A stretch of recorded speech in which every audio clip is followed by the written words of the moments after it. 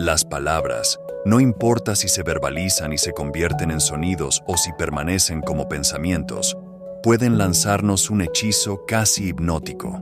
Es muy fácil perderse por ellos, quedar hipnotizado por la creencia implícita de que cuando adjuntamos un término a algo, sabemos lo que es.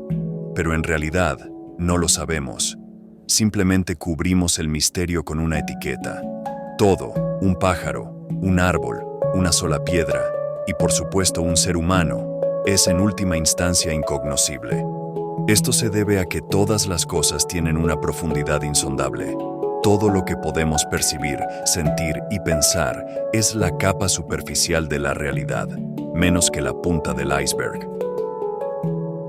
Bajo la apariencia superficial, todas las cosas están conectadas no solo con todo lo que existe, sino también con el origen de toda la vida de la que procedemos.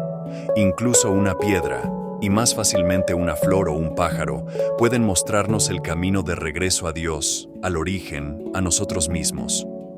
Cuando miramos algo como esto o lo sostenemos y luego lo dejamos ir sin imponerle una palabra o una etiqueta mental, surge dentro de nosotros una sensación de asombro. La esencia de este elemento se comunica con nosotros silenciosamente y nos refleja nuestra propia esencia. Esto es lo que los grandes artistas sienten y son capaces de transmitir con su arte. Van Gogh no dijo, esto es solo una silla vieja. Miró y sintió la existencia de la silla. Luego se sentó frente al lienzo y recogió el pincel. La silla en sí tenía un valor irrisorio. La pintura de ese mismo objeto ahora vale millones de dólares. Cada vez que no cubrimos el mundo con palabras y etiquetas, el sentido del milagro regresa a nuestras vidas, que se perdió hace mucho tiempo, cuando la humanidad, en lugar de usar el pensamiento, se dejó poseer por él. Una profundidad regresa a nuestras vidas. Las cosas recuperan su novedad, su frescura, y el milagro más grande de todos es experimentar el ser esencial antes que las palabras, los pensamientos, las etiquetas mentales y las imágenes. Para que esto suceda, necesitamos separar nuestra percepción del yo, de la existencia, de todas las cosas que se han mezclado o se han identificado con ella. Este libro trata precisamente de esta separación. Cuanto más rápido seamos a la hora de poner etiquetas verbales o mentales a las cosas, personas o situaciones, más superficial y sin vida se vuelve nuestra realidad. Así, cuanto más débiles nos mostramos en relación con ella, con el milagro de la vida que se despliega continuamente dentro de nosotros y a nuestro alrededor.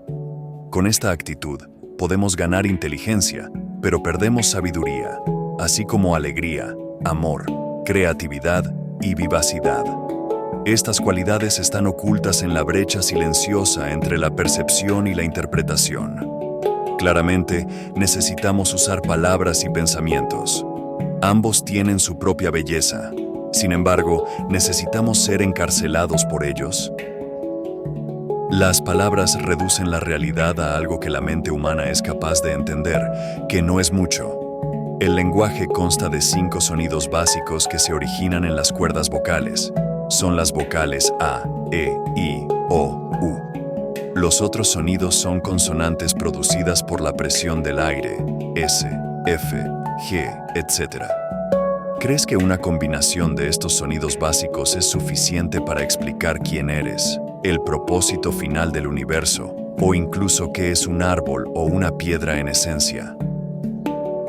La palabra yo encarna el error más grande y la verdad más profunda, dependiendo de cómo se use.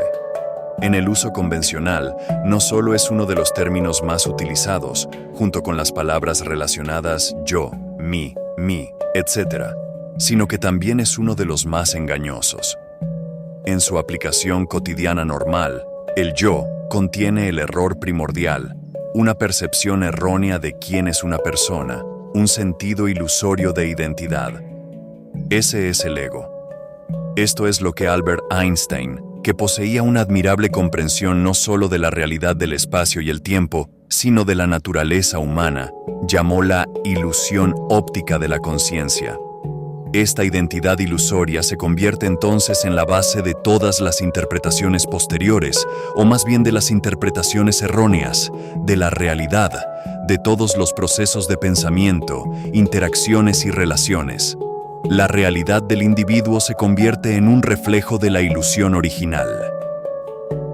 Lo bueno de esto es que si somos capaces de reconocer la ilusión como tal, se disolverá. La identificación de la ilusión es su fin. Su supervivencia depende de nuestro error al considerarlo como una realidad. Cuando comprendemos lo que no somos, la realidad de lo que somos aparece por sí misma. Eso es lo que sucederá a medida que leas lenta y cuidadosamente este capítulo y el siguiente, que tratan sobre el mecanismo del falso yo que llamamos ego. Entonces, ¿cuál es la naturaleza de esta identidad ilusoria? Lo que solemos decir cuando decimos yo no es lo que somos. Por un monstruoso acto de reduccionismo, la profundidad infinita de lo que somos ha sido confundida con un sonido producido por las cuerdas vocales o el pensamiento del yo en nuestra mente y con cualquier otra cosa con la que el yo se identifique. Entonces, ¿a qué se refieren el yo ordinario y los términos relacionados yo, mío o mí? Cuando un niño aprende que una secuencia de sonidos producidos por las cuerdas vocales de sus padres es su nombre, comienza a hacer que una palabra, que en su mente se convierte en un pensamiento, corresponda a quién es. En esta etapa, algunos niños se refieren a sí mismos en tercera persona. Juan tiene hambre. Poco después, aprenden la palabra mágica yo y la equiparan con su nombre, al que ya le han asignado el significado de quiénes son. Entonces aparecen otros pensamientos que se funden con la percepción original del yo. El siguiente paso son los pensamientos de yo y mío, para designar las cosas que de alguna manera son parte del yo. Esta es la identificación con los objetos, lo que significa dar a las cosas, en última instancia pensamientos que representan cosas, una percepción del yo, extrayendo así una identidad de ellas. Cuando algo que el niño llama mi juguete se rompe o se le quita, surge un sufrimiento intenso. No porque el objeto tenga un valor intrínseco, el niño pronto pierde interés en él y lo reemplaza por algún otro objeto, sino por el pensamiento mío. El juguete pasa a formar parte del desarrollo de la percepción de la identidad, del yo. De esta manera, a medida que el niño crece, el pensamiento original del yo atrae hacia sí otros pensamientos y comienza a identificarse con diversos elementos, como la nacionalidad, el género, la raza, la religión, la profesión, los bienes materiales, el cuerpo percibido por los sentidos, etc. Otras cosas con las que el yo se identifica son los roles, madre, padre, esposo, esposa, etc., las opiniones y conocimientos acumulados, los gustos y disgustos, así como hechos que sucedieron en el pasado y cuya memoria son pensamientos que luego definen la percepción de la identidad como yo y mi historia. Estos son solo algunos de los aspectos de los que las personas derivan su percepción de quiénes son. Al final, no son más que pensamientos reunidos de manera precaria porque todos contienen el sentido de identidad egoica. Esta construcción mental es a la que uno se refiere generalmente cuando dice yo. Para ser más precisos, la mayoría de las veces no es la persona la que habla cuando pronuncia o piensa yo, sino algún aspecto de esa construcción mental, la identidad egoica. Después del proceso de despertar, la palabra yo todavía se usa, pero proviene de un lugar mucho más profundo dentro de nosotros.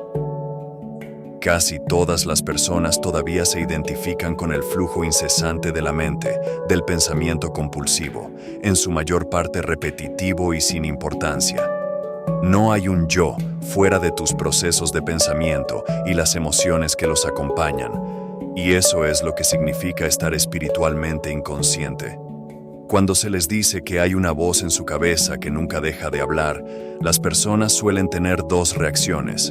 O preguntan, ¿qué voz? O la niegan con rabia. Y eso, sin duda, la voz misma, la que piensa, la mente no observada. podemos considerarlo casi una entidad que se ha apoderado de las personas. Hay quienes nunca olvidarán la primera vez que fueron capaces de romper la identificación con sus pensamientos. Un momento en el que fueron capaces de sentir brevemente el cambio de identidad, dejando de ser el contenido de su mente para convertirse en la conciencia en lo más profundo de su ser. En el caso de otros individuos, esto sucede de una manera tan sutil que apenas notan o solo notan una abundancia de alegría o paz interior sin saber qué originó estos sentimientos.